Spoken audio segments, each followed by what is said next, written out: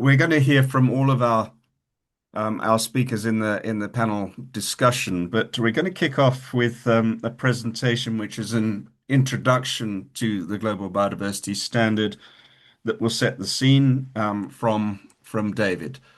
David, can I hand over to you? Great. Thank you, Paul. And thank you everybody for joining today. I'm going to give you a little bit of a background to what we've been doing here at the Global Biodiversity Standards and to frame it a little bit about how it can provide that independent biodiversity assurance for the carbon market. So first of all, just an introduction to what is the Global Biodiversity Standard. Well, it's an assurance-based standard that is designed to really provide credibility and recognition to projects that deliver for biodiversity. It's all about recognizing projects that protect, enhance, and restore biodiversity. So it's all about measuring the uplift of biodiversity at a site. The standard issues site-based certification to projects that can demonstrate that they have improved biodiversity. And we also run alongside this a mentoring program to help projects to get up to the level that they would need to be at to gain the certification.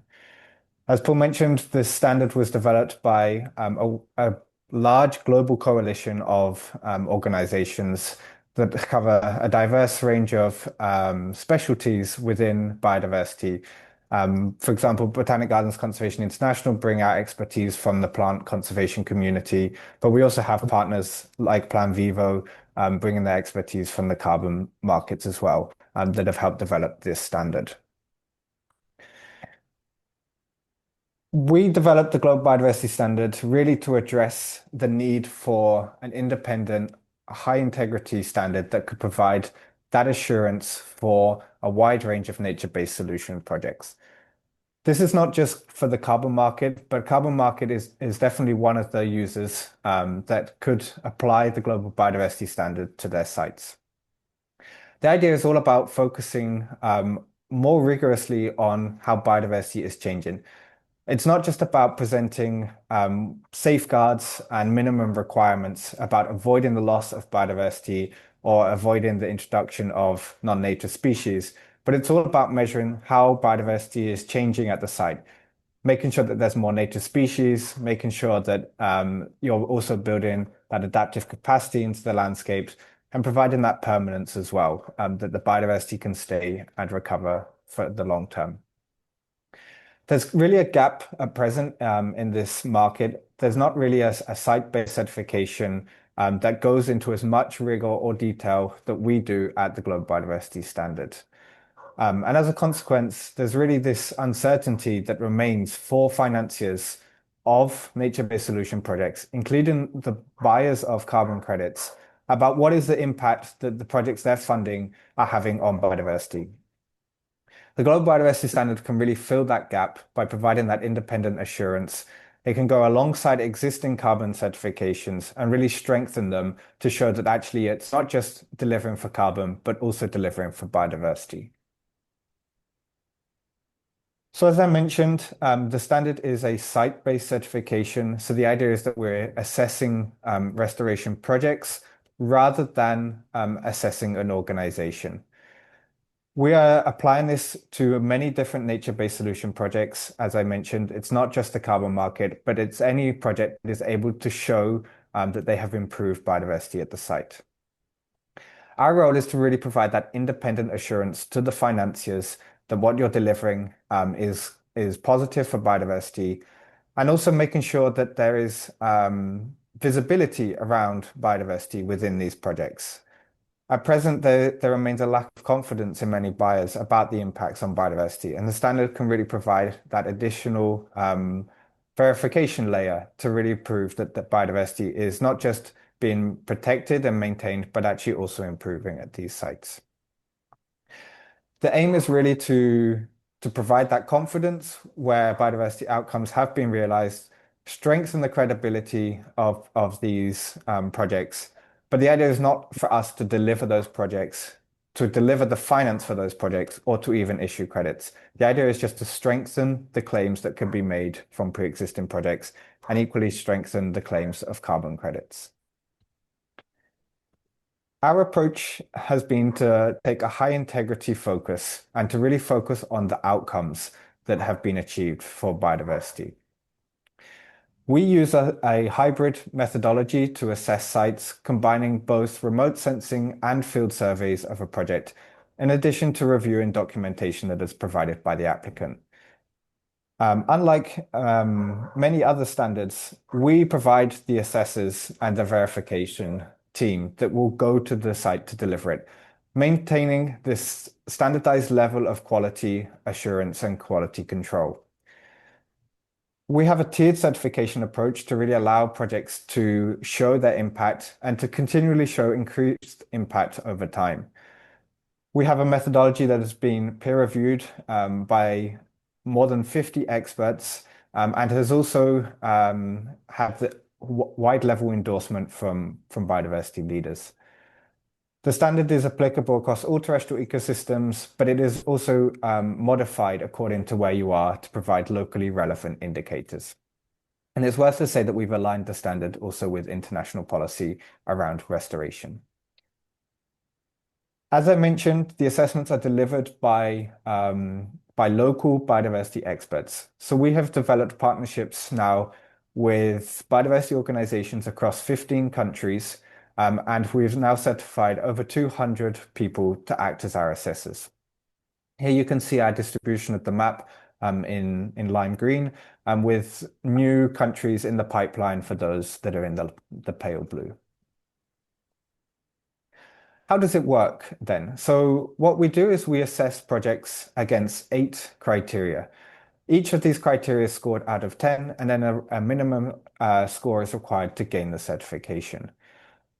What we do is we first make sure that you're selecting the appropriate sites to restore, so you're not planting forests where a grassland ecosystem should exist, for example. Then in criterion 2, we're assessing that you're enhancing the protection of the sites, ensuring that pre-existing biodiversity, but also biodiversity returned through the project, is maintained and is permanent at the site. Then we assess the social impacts through criterion 3. In criterion 4, we assess whether you're maximizing the recovery of biodiversity, particularly through the introduction of native species.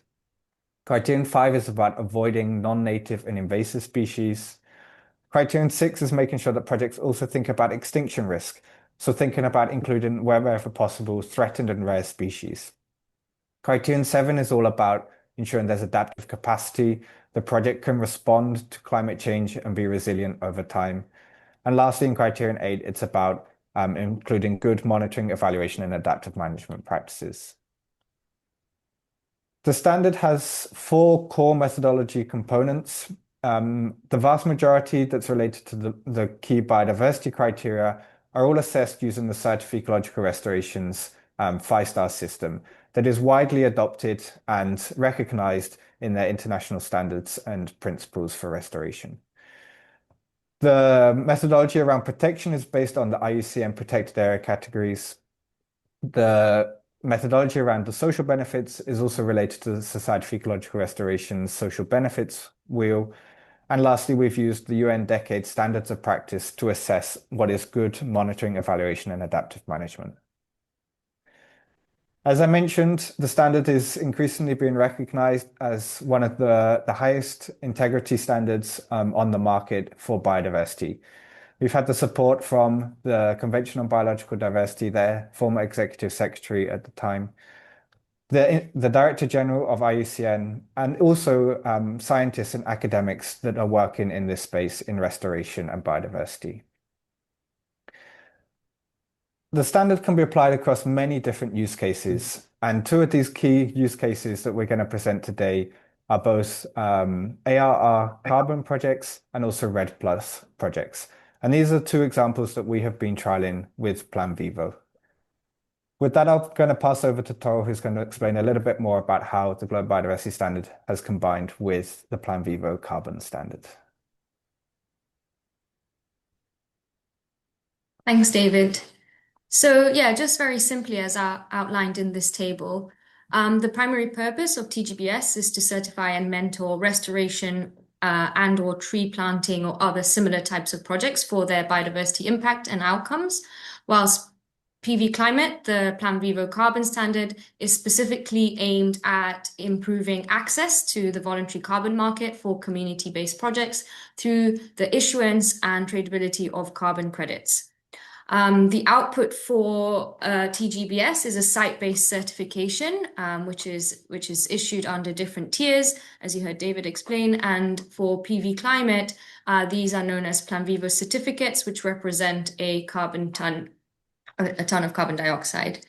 You've already heard about the methodology related to TGBS, whilst PV Climate has a range of carbon accounting methodologies and also requirements for community and social engagement relative or respective to the project type and the interventions being applied. And in terms of the application of the two approaches, as you know, TGBS can be applied to a broad range of project types, while PV Climate is specifically targeting carbon offsetting with social and biodiversity impact, but primarily for community-led or community-managed projects. Next slide, please.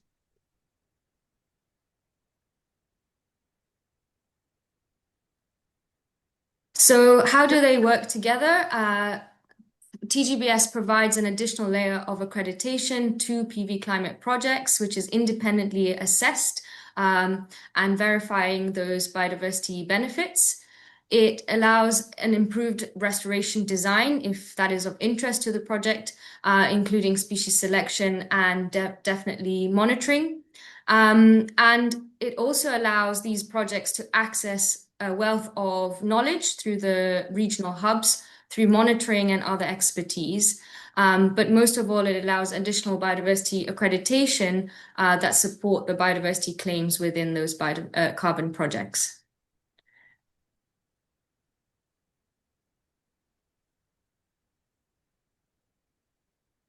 Okay, I think I can pass it on to Anko now, who's going to take over the presentation. Thank you. Thank you very much.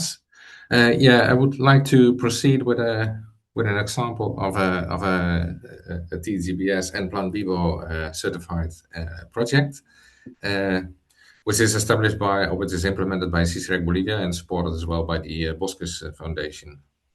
Please, next slide. Yeah, so probably first to get a little bit of an overview of, okay, what are the areas where we are working in. It's an area where there's a lot of slash and burn going on. Agriculture is let's say moving the forestry frontier, or we're moving the agricultural frontier, and there's a lot of biodiversity loss, and we want to revert that. Yeah, please. Just to put it in a context on biodiversity loss, in Bolivia, it's according to the Global Forest Watch, it's one of the area of the countries with a very high deforestation rate. And what I said, that's actually what we want to convert, and we want to look for alternative approaches. Yes, please. So this is actually what deforestation looks like since the 90s until 2020. What's a lot of deforestation. These are actually the areas where we're working on with smallholders. Deforestation is caused generally here by smallholders. And what we were looking at is how can we come to an alternative approach, conserving biodiversity and forests at one hand, and also restoring in these sites the biodiversity. Yes, please. Go on. Yeah. So what we have in these areas are very high deforestation rates, the highest deforestation rates per capita in worldwide. There's a tendency from agriculture to non-conservation and forest. And actually what we are looking for is investments which are sustainable and which are supporting and restoring biodiversity. Yes, please. Yeah. So this is how it looks like. This is just an area which 3-4 years before I took this picture was still a primary forest, and now this is what it is. And these are actually basis on what we're looking at. Yeah. Yes, please. Sicirec Bolivia, it's a company. Just to give a very short introduction, we're established in 2006, and we wanted to give and provide smallholders an alternative to ongoing deforestation and ongoing biodiversity loss by doing a different way of business. And currently, we're working with about 2,600 farmers and a team of about 55 persons in the field. Yes, please. So these are the areas where we are working with about 4,000 hectares of restored land with 2,600 farmers in an area in Bolivia, which is actually the area where you go from the Andes region into the lowlands. It's an area with a very high rainfall and with a lot of smallholders and with a lot of deforestation going on in this area. Yes, please. So when we were looking for alternatives, actually we were looking we're looking at different aspects, and we had some different considerations. We said if we want to combat deforestation, we need to look to alternative developments. If we want to restore land, we have to look why land has been deforested, and that was basically because of agricultural production.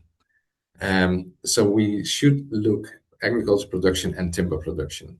So we should look to alternative production methods with restore land, with conserve land, forest, but at the same way also generate income for the local communities.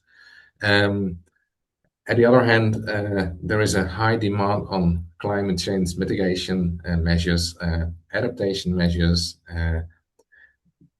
Pests and diseases are growing in the area, so we need systems which have a higher resilience against pest diseases and climate change. And we want to revert this biodiversity loss into a biodiversity increase. So that were basically the main ideas behind establishing what we now call the ArBolivia project. Yes, please. So actually the main question is, can we be sustainable? Can we have sustainable land use and income restoring and conserving forest? That was the main question, and that is what we would like to answer. So what we started with was a tree planting alternative with agroforestry, with a business approach, and also with an investment approach. So what we tried to attract were green investors, impact investors, willing to establish a green business with a very high social and environmental impact.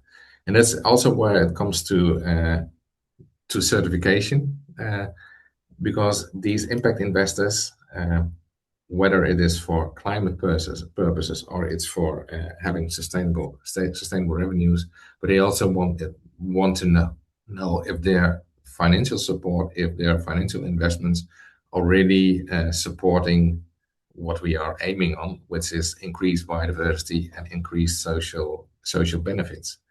And that was, let's say, one of the main issues of establishing the project. And now, yes, we can say that we have established about 3,200 hectares of woodlots. We have 1,000 hectares with agroforestry system, with 2,600 farmers, more or less generating this impact and restoring land.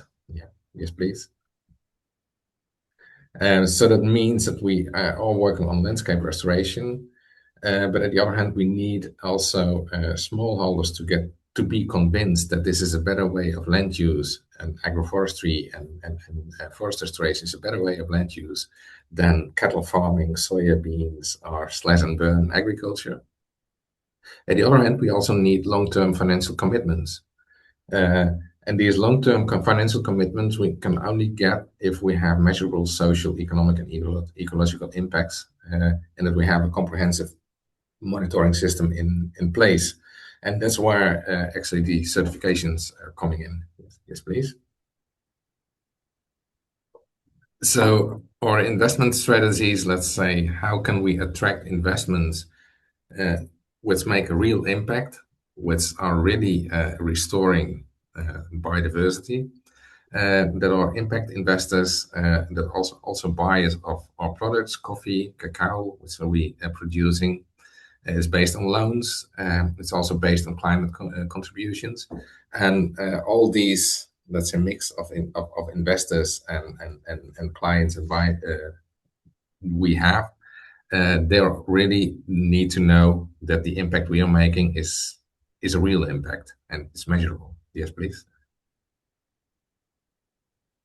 So this is a bit how, let's say, our activities are look like in the field. You saw this picture before of cattle farmland.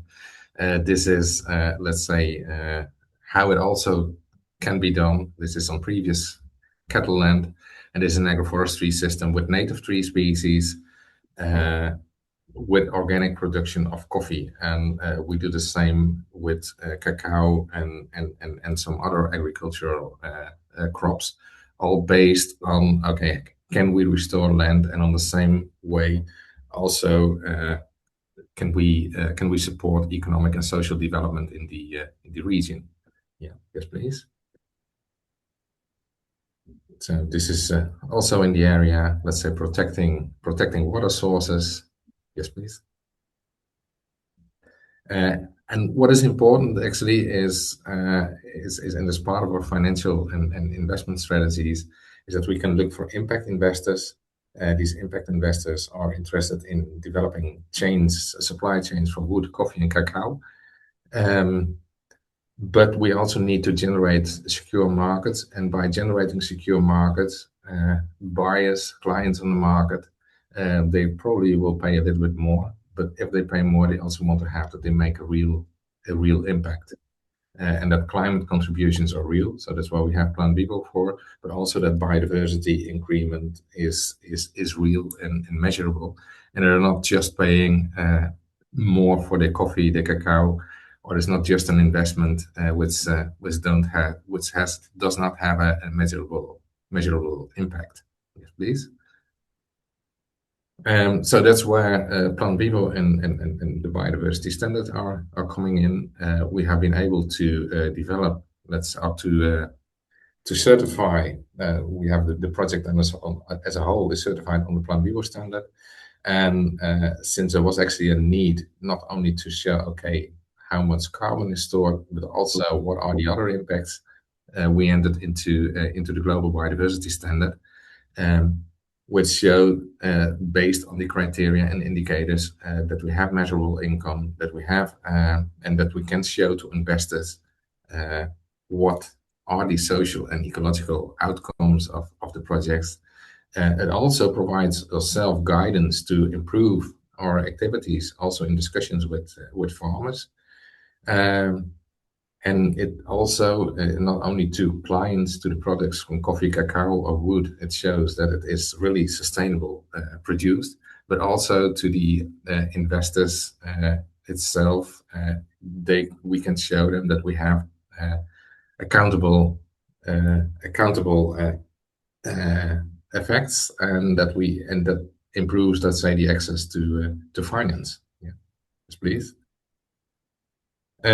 So actually, the interesting thing on the global on the biodiversity standard in this case is that we have I don't go through all the criteria, but it's a very interesting balance between different aspects of criteria which can be made. So just to give an example, it's a balance between social and real hardcore biodiversity issues, and by balancing this, you can also show the real impact of your project.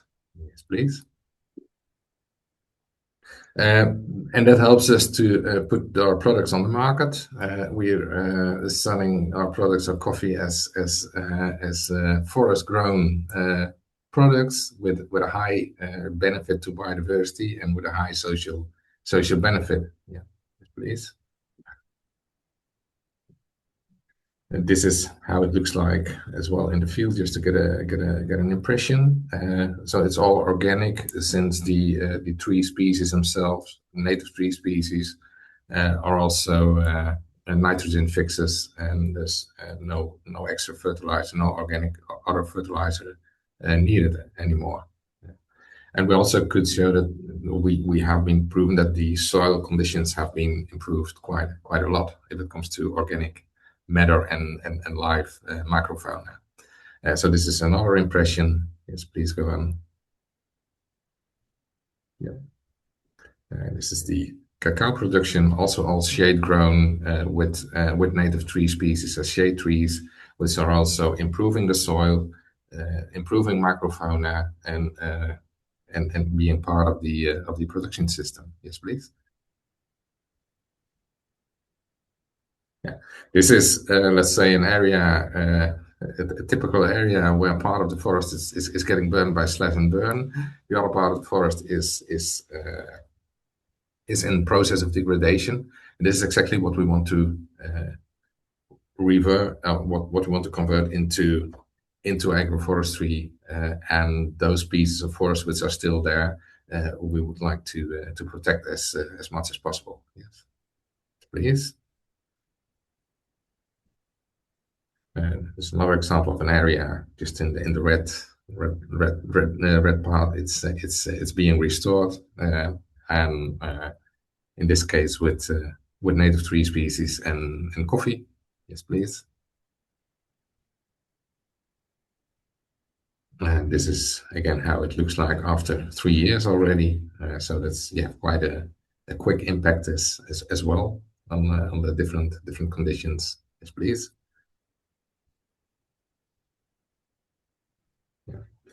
And actually, what we are showing with Plan Vivo and the Global Biodiversity Standard is that we can have economic growth, that we can have social development, and that by restoring and conserving nature. And that's I think for us, let's say the most important thing, that we can show it with clear criteria and indicators. So not just nice pictures or stories, but also based on good and high quality criteria and indicators. Yes, please. Okay. So that's basically what I would like to share. If you want to have more information, you can just send me a message. You can also get a better impression of our work by watching a video we made and which is available on YouTube. So thank you, and I will pass it back to Toral.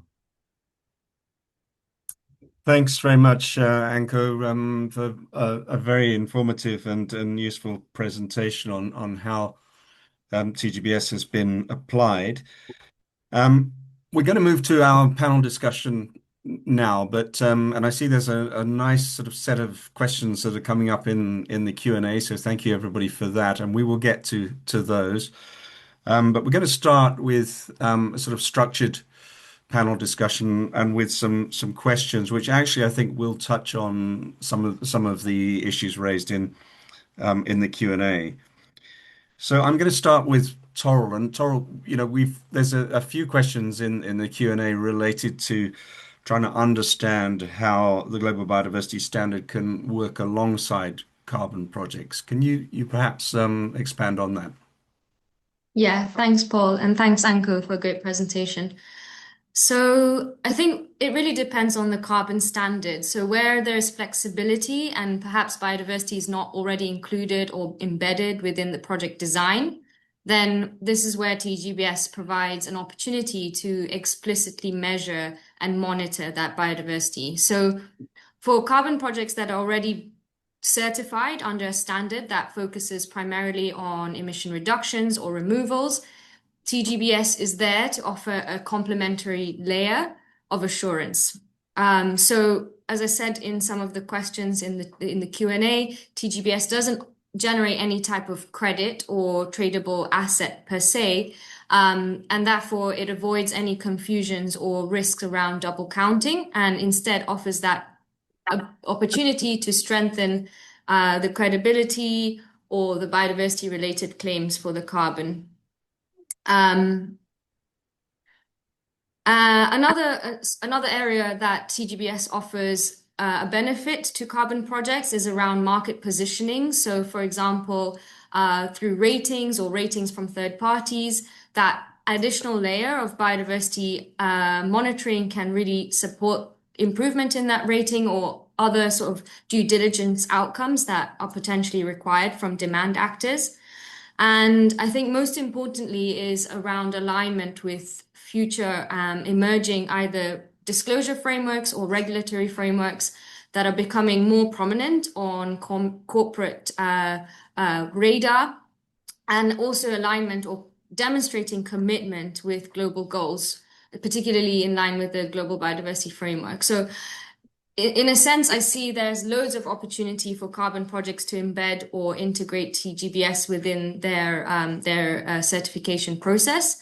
And in my opinion, this allows for what I call explicit bundling of the biodiversity outcomes, where biodiversity is not already embedded in their carbon project. So from the perspective of PV climate, where the Plan Vivo Carbon Standard is holistic and already requires projects to track and monitor, obviously on carbon indicators, but other indicators around livelihood and ecosystem.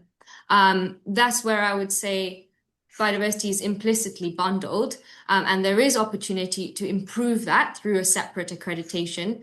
But particularly where biodiversity is not included, TGBS can play an even stronger complementary role there by providing that additional independent and a certified standardized way to demonstrate the biodiversity outcomes. So yeah, I see the two working really closely together in the wider carbon market. And it could be used as a bolt-on, hopefully adding that premium or that extra price tag to the carbon. Thanks, Toral. So that's starting to answer the question of why. Why would why would practitioners want to have biodiversity certification as well as carbon? And just sort of growing that theme, the next question is for David. How does TGBS optimize biodiversity in the voluntary carbon market, and why is that important? So within the Global Biodiversity Standard, we're really heavily focused on making sure that the native biodiversity is recovered through the project. So actually, it may sound simple, but the very first step is to really make sure that you are identifying what is the native ecosystem, what is the reference that we need to be trying to aim towards, what are the right species that should be located in that location, and how can we allow them to recover? And that's not just focused necessarily on the tree species, but equally all other aspects of biodiversity that may be recovered through a carbon project, whether that's other plants or other animal diversity as well. The way that the Global Biodiversity Standard is structured is really to make sure that we dig into lots of different aspects of biodiversity. Are you improving the connectivity of your landscape, allowing for exchanges of biodiversity? Are you also removing the presence of non-native and invasive species that might cause harm and actually might reduce the resilience of the project, potentially leaving even the carbon that is being sequestered to be vulnerable to disasters like fire, pests and diseases, etc. Native species are typically more resilient and therefore can help recover that. And actually, there was recently a report from JP Morgan Chase and Carbon Direct that really identified what are the key principles that carbon projects need to optimize for biodiversity. And it was found that most carbon standards don't recognize all of those aspects yet. And so I think this is really the way that the Global Biodiversity Standard can provide that additional assurance, recognizing those aspects. And as Toral mentioned, really providing that additional assurance layer to the buyers, showing that you've not just recovered carbon, but also biodiversity, and therefore the whole project is going to be resilient to environmental change in the future. Thanks, David. And I'm going to turn to Tambor next, who's got experience of applying TGBS in a REDD+ context in India. What has your experience been like, Tambor? And maybe you can give us an indication of how TGBS has been useful in your particular project. Yeah, thank you very much. I'm sorry for this. I don't know what happened. I will talk slow. So, first of all, I would like to thank TGBS that has come to do the research here. When they come here, we got to know that red project also can be.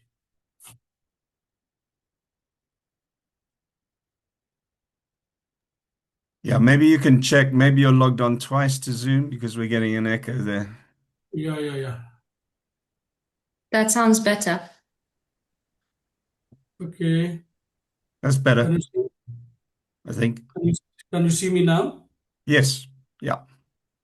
So yes, we'd like to thank the TGBS because they have come here to do the research and they also make us confident that the Red Plus project also contribute a lot of not just identifying the species but all the biotics that is present.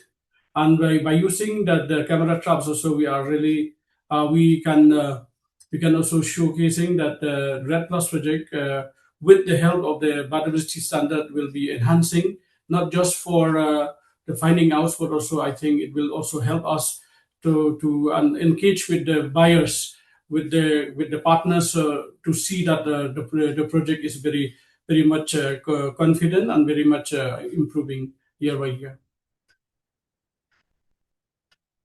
Thank you. And you make an important point that that TGBS is helping to measure all biodiversity and biodiversity uplift, which is obviously important to different stakeholders. Anko, I'm going to come back to you. And are there any kind of lessons that you would like to share from TGBS and getting that certification? Yeah, I think the main general lessons is what I mentioned already, that we clearly show that there can be a synergy between economic growth, social development, and biodiversity. That's what we have been able to implement with Sicirec Bolivia in Bolivia. But it actually goes further than only and what is nice pictures or nice stories. That it is needed if you want to attract investors, if you want to sell your product, that you also have clear criteria, what you can show. Okay, this is what we actually are doing, and this is the uplift of our activities. At the other hand, and it was also helpful for us as an organization, we have almost 20 years of experience in implementing and working with smallholders.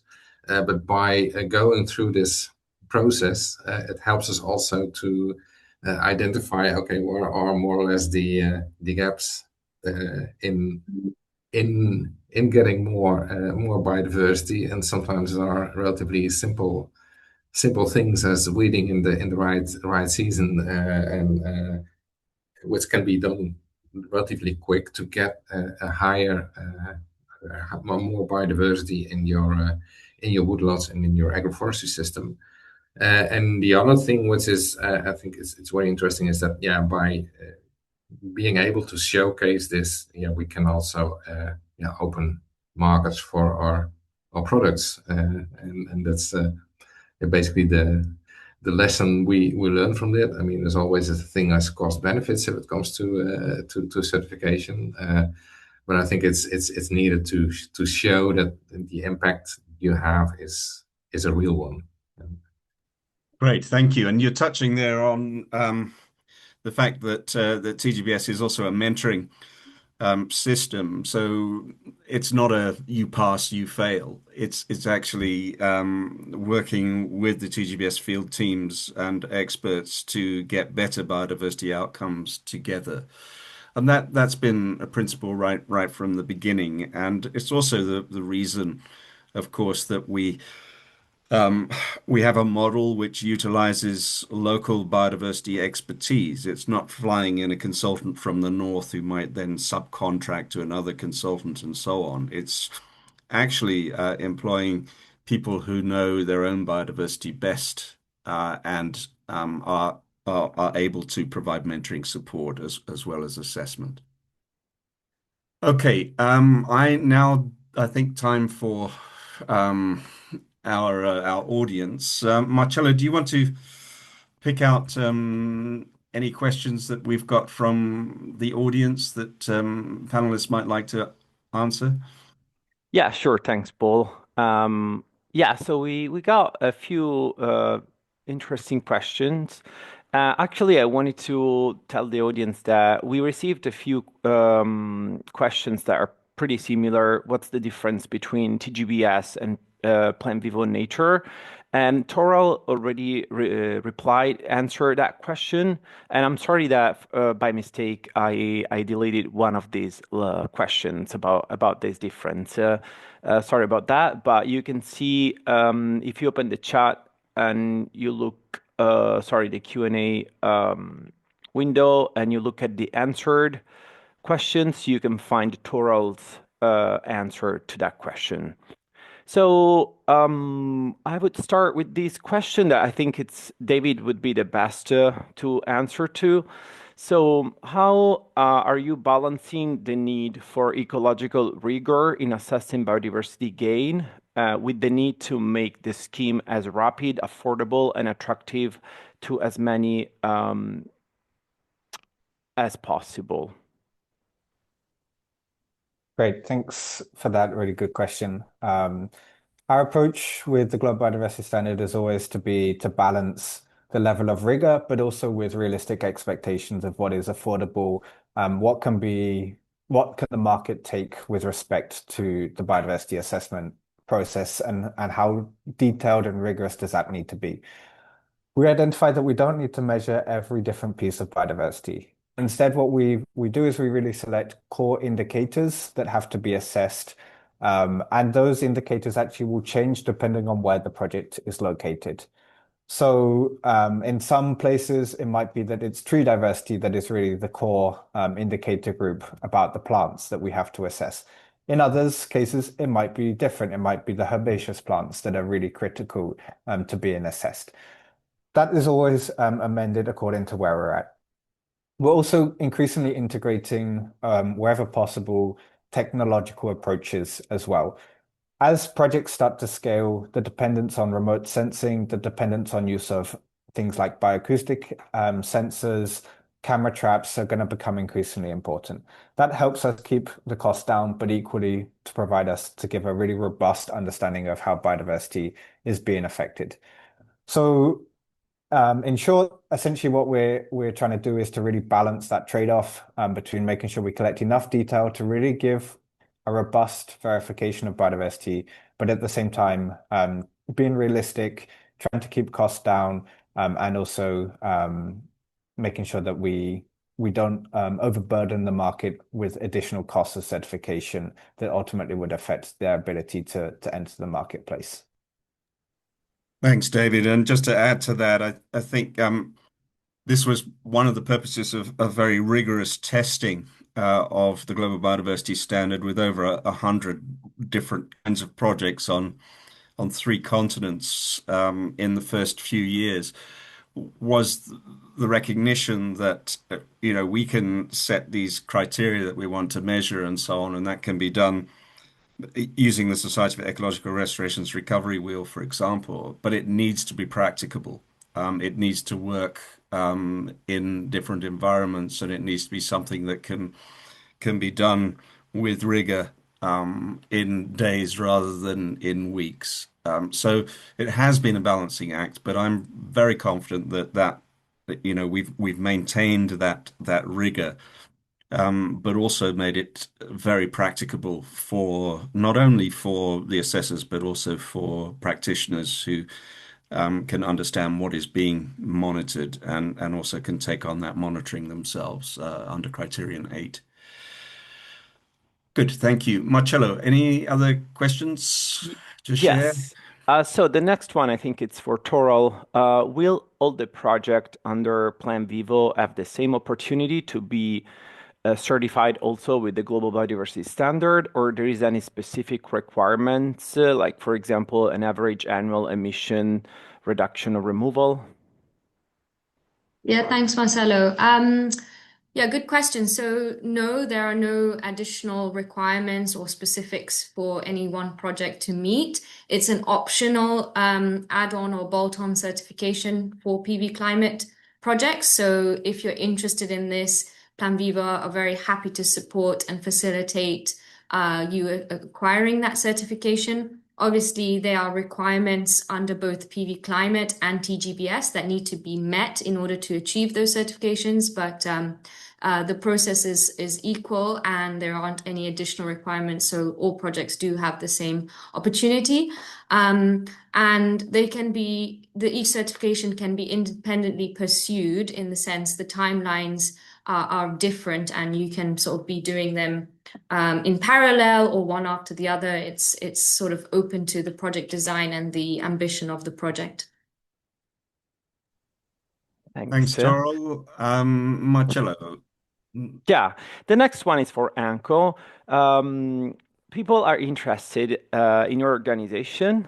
So if you can share a few more information about your organization, especially how you involve the communities, the local communities in the monitoring of the biodiversity. Yeah. Okay, yeah, good point. Yeah, our organization Sicirec Bolivia has started as I mentioned, 2006 with basically the establishment of woodlots with smallholders and indigenous communities. In first, it was basically on reforestation, so tree planting, and later on we saw actually if we want to make a real difference for what is the developments in agriculture, we need to change that and make and do something more on agriculture as well. So that's where we included agroforestry in the concept, and we also included let's say chain development. And chain development, so we can do reforestation, but we have to work in a social economic area. These people have to live from something, and can we make that sustainable? So we are a social impact company, Bolivian based, and that also means that we are a company. So we ourselves are also in some states we will make some profit. So on some states we're making small profits, and these profits are also incorporated again in activities which are improving social or the environmental conditions in the area we work for. So since 2006 let's say we implemented with nowadays 2,600 farmers our activities. A few years ago we have been happy to export the first container loads of coffee and cacao to Europe, basically to the Netherlands and Germany. And that's also where we saw, okay, there is a high demand for products, or there is at least a demand for products which have a high social and environmental benefits, and that's what we work further on, and actually that's what we are working on. We are working with let's say with over 50 people in the field, 2,600 farmers. These farmers themselves are organized in forest committees, and they are doing part of the social as well as from the environmental monitoring. So it's a mixed based. They are part of monitoring what is going on. More the technical aspects, let's say, if it comes to biodiversity, so we work a lot with students from the area, also from Europe, doing this type of work. So it's a mix of, let's say, more community-based monitoring and expert-based monitoring. I can tell more about it, but if there's Thanks, if there are any questions left, we can do it as well. Yeah, we've got I can see 26 unanswered questions in the Q&A, so it's all adding up. There's quite a few on costs. Marcello, was that something you wanted to ask about next? Yeah, Let's see if we have time for, yeah, there are a lot of great questions in the Q&A. Let's see if we have time for at least a couple of them. I'm trying to kind of like put together similar questions. So yeah, we have a question. We had like a few questions about costs. So I guess this could be shared. The answer could be shared by David, Paul, Toral. So what are the certification costs? Can you give an estimate also of if there is an additional costs of adding TGBS accreditation to a Plan Vivo project? And also, if for small conservation restoration organizations, the audience is asking if there is any assistance they can access to pursue both TGBS or Plan Vivo certifications like Plan Vivo Nature. Thanks. David, I pass all difficult questions to David on principle. David, maybe you could I can start take with that this. one. So to us to say that we don't set a standard cost according to for all projects. Instead, what we do is we tailor the cost according to the different conditions. As you can imagine, every project is different in terms of its size, its complexity, etc. All of that gets built into working out the cost. But we try to keep it as competitive as possible. It's also why we're using the local teams to deliver the verification process and not flying in international consultants to do this. The initial upfront costs can sometimes seem daunting, but actually, sometimes if you think about how much monitoring and verification is involved for some carbon standards where actually you have to internally recruit your own team to deliver all of that monitoring and verification. Actually, many of the times the cost may be less for you just to bring in the independent experts like we do for the Global Biodiversity Standard because they're already trained, they know how to do this, and they are really efficient with collecting the data. So that is part of the reason why we have this cost structure. We have different pricing also. We help out smaller entities, non-profit entities. We give them a more competitive pricing than we would to larger corporates that have greater resources and able to purchase this. We see that as really an equitable business model that we have set up. Thank you. And I'm going to add that the Global Biodiversity Standard is a not-for-profit.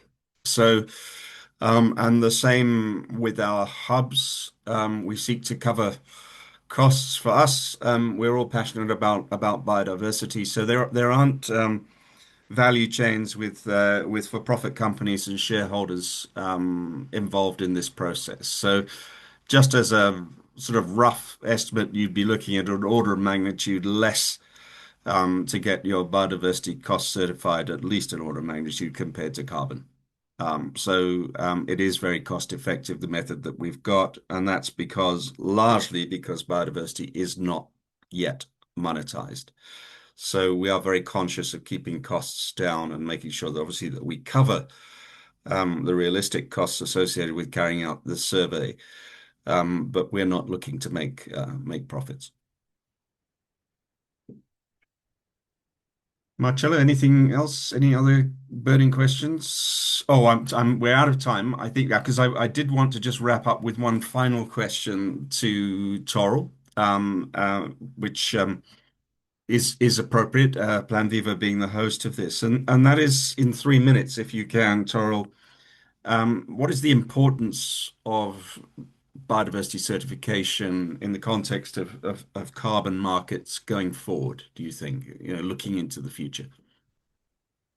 Yep. Thank you for this question. And I think, I've already touched on this, and also David, Anko have already said how important it is to demonstrate that evidence to buyers, investors, and other regulators around risk management and also the integrity of biodiversity benefits. So a sort of from the perspective of the market, it allows you to respond to that risk mitigation, particularly when lots of market actors are in this phase of understanding their impacts, understanding how they may need to report on disclosure frameworks or other regulatory requirements that are coming in. I think there's been a couple of questions in the chat around what is the price of the carbon And although this is quite early stages, and I know Anko and Bartholomew would be happy to talk to anybody about how they're exploring this, it is something that is emerging, and demand actors will be looking more and more around what additional due diligence has the project applied in terms of verifying the biodiversity outcomes. And that is where we see that market opportunity to help differentiate your carbon project in a competitive market, stand out in potential procurement processes, and as I said before, improve your ratings, which really flags or stands you out against other projects. So that's more from a market perspective.